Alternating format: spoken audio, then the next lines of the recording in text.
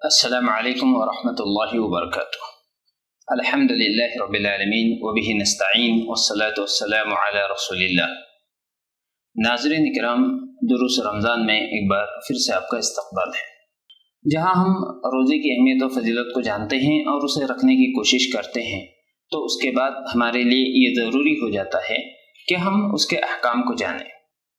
بہت سی بار ہمارے بھائی اور بہنیں اس بات کو لے کر کے شک میں پڑے رہتے ہیں کہ کن چیزوں سے روزہ ٹوٹ جاتا ہے اور کن چیزوں سے روزہ نہیں ٹوٹتا ہے۔ آج آپ کے سامنے ان چیزوں کا ذکر کیا جائے گا جس سے عموماً ہمارا سابقہ ہوتا ہے، اور ایسی چیزیں جو روزہ انسان کا توڑ دیتی ہیں۔ یہ دو طرح کے ہیں۔ ایک تو وہ باتیں ہیں جس کی وجہ سے روزہ ٹوٹ جاتا ہے اور اس کی قضا لازم آتی ہے۔ دوسری طرح کی وہ چیزیں ہیں کہ جن کی وجہ سے روزہ ٹوٹ جائے گا اور ساتھ میں اس کا کفارہ بھی ادا کرنا پڑے گا۔ چنانچہ وہ باتیں جن کی وجہ سے روزہ ٹوٹ جاتا ہے لیکن کفارہ لازم نہیں ہے، بلکہ آپ کو صرف اس ایک روزے کے بدلے ایک روزہ بعد میں رکھنا ہوگا، جسے روزے کی قضا کہتے ہیں۔ جس میں سب سے پہلی چیز جان بوجھ کر کھا پی لینا ہے۔ آدمی کو یاد ہو کہ وہ روزے سے ہے اور اس کے بعد بھی وہ کچھ کھا لے یا پی لے تو اس کا روزہ ٹوٹ گیا، اب اسے اس روزے کی قضا کرنی ہوگی۔ اس کا مطلب یہ ہوا کہ اگر کوئی شخص بھول کر کے کھا پی لیتا ہے تو اس کا روزہ نہیں ٹوٹے گا، بلکہ اس کے بارے میں اللہ کے نبی صلی اللہ علیہ وسلم نے فرمایا کہ اسے اللہ نے کھلایا اور پلایا ہے۔ دوسری چیز ہے جان بوجھ کر قے یعنی کہ الٹی کرنا۔ جان بوجھ کر الٹی اگر کوئی شخص کرتا ہے تو اس کا روزہ ٹوٹ جائے گا، چاہے وہ الٹی تھوڑی ہو یا زیادہ ہو۔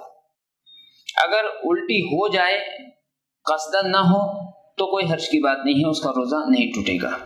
لوگوں میں یہ بات مشہور ہے کہ اگر زیادہ الٹی ہو، جسے لوگ منہ بھر کر کہتے ہیں، تو اس کا روزہ ٹوٹ جاتا ہے، اور تھوڑی ہو تو نہیں ٹوٹتا ہے۔ اس کی کوئی دلیل موجود نہیں ہے۔ اللہ کے رسول صلی اللہ علیہ وسلم نے ارشاد فرمایا کہ من ذرعہ القیء، کہ جس کو الٹی آ جائے اس حال میں کہ وہ روزے سے ہو، وہو صائم فلیس علیہ قضا، تو اس کے لیے قضا کرنا ضروری نہیں ہے، یعنی کہ اس کے روزہ ہی نہیں ٹوٹا ہے۔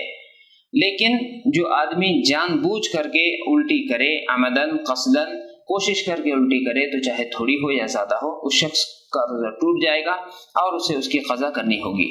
تیسرے ہے حیض و نفاس کا آ جانا۔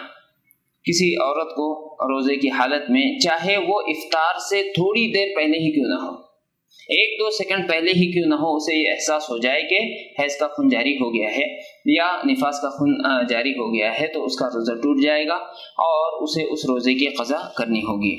اسی طریقے سے استمنا، یعنی جان بوجھ کر کے منی کا خارج کرنا، جس طریقے سے بھی ہو آدمی جان بوجھ کر کے روزے کی حالت میں اگر منی کا اخراج کرتا ہے تو اس کا روزہ ٹوٹ جائے گا۔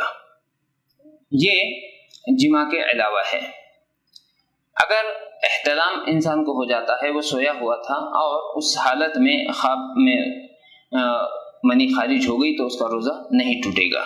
اسی طرح سے کوئی ٹیکا یا انجیکشن لگوانا جس میں غذائیت پائی جائے، یعنی اس کی وجہ سے آدمی کو طاقت حاصل ہو، تو اس سے روزہ ٹوٹ جائے گا۔ اسی میں سلائن لگانا بھی داخل ہے، اور اسی طرح سے کوئی اور ذریعہ جس کے ذریعے سے انسان کو طاقت حاصل ہوتی ہو، خون چڑھانا وغیرہ، سب اسی میں شامل ہے۔ اسی طرح سے ناک میں دوا ڈالنا، اس سے بھی روزہ ٹوٹ جائے گا، اس لیے کہ ناک میں ڈالی جانے والی دوا انسان کے حلق میں اتر جاتی ہے۔ ایک وہ چیز جس کی وجہ سے کفارہ بھی لازم ہوتا ہے، جماع ہے۔ اگر آدمی جان بوجھ کر کے اپنے بیوی کے ساتھ جماع کر لے روزے کی حالت میں، تو اس کا روزہ ٹوٹ جائے گا، اسے اس روزے کی قضا دینی ہوگی، سخت گنہگار وہ ہوگا، اور ساتھ ہی ساتھ اس کا کفارہ بھی اسے ادا کرنا ہوگا جو بہت سخت ہے۔ اسے ایک غلام آزاد کرنا ہوگا۔ اگر وہ ایسا نہیں کر سکتا ہے تو اسے 60 دن 2 مہینے مسلسل روزے رکھنے ہوں گے بغیر انقطاع کے، مسلسل۔ اور اگر وہ ایسا بھی نہیں کر سکتا ہے، مجبوری ہے، تو 60 مسکینوں کو کھانا اسے کھلانا ہوگا۔ اگر اس عمل میں بیوی بھی راضی تھی جو کہ روزے سے تھی، تو ایسی شکل میں دونوں کو کفارہ ادا کرنا پڑے گا۔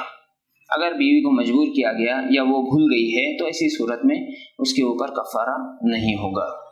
بہرحال یہ کفارہ بڑا سخت ہے، اس لیے نوجوانوں کو خاص طور سے اس سلسلے میں بڑا احتیاط کرنے کی ضرورت ہے۔ اللہ تعالیٰ سے دعا ہے کہ اللہ رب العالمین ہمیں سنت نبوی کے مطابق اپنے عبادات کو انجام دینے کی توفیق عطا فرمائے۔ آمین یا رب العالمین۔ والسلام علیکم ورحمۃ اللہ وبرکاتہ۔